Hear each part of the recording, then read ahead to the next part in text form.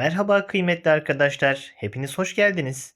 Doğadan yararlanarak yön bulma konumuzla birlikteyiz. Birkaç tane önemli nokta var. O özellikleri birlikte okuyalım ve kalıcı öğrenmeyi yakalayalım. Belli bir noktaya göre olan yere yön denir.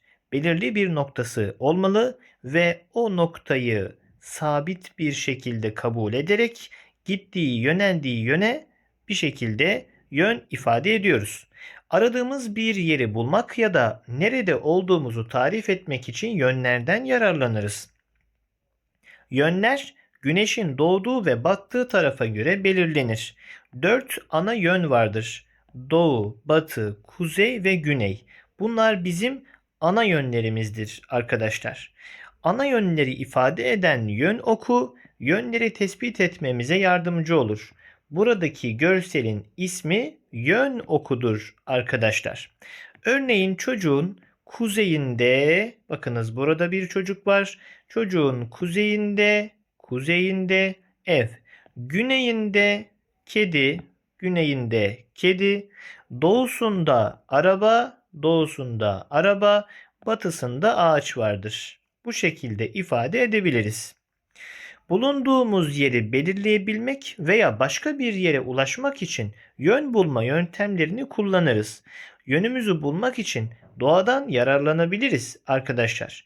Çok eski zamanlarda pusulanın olmadığı durumlarda buradaki ifadelerden yararlanarak insanlar yönlerini bulurlardı.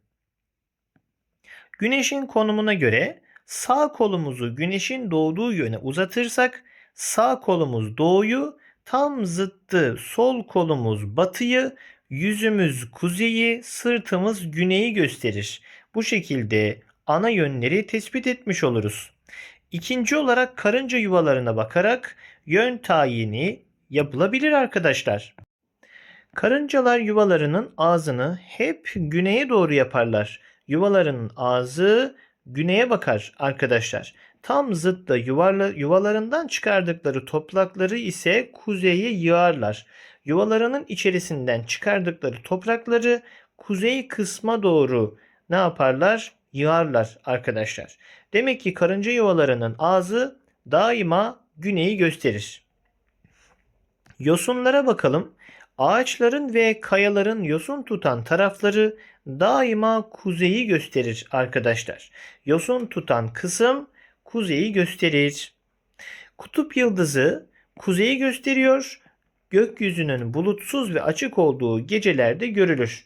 Daha çok Anadolu'da ve kırsal kesimde bulutların arkadaşlar çok daha seyrek olduğu gökyüzlerinde ne yapar? Kutup yıldızı daha çok belirgin hale gelir ve bu şekilde de kuzeyi gösteren kutup yıldızını keşfetmiş oluruz.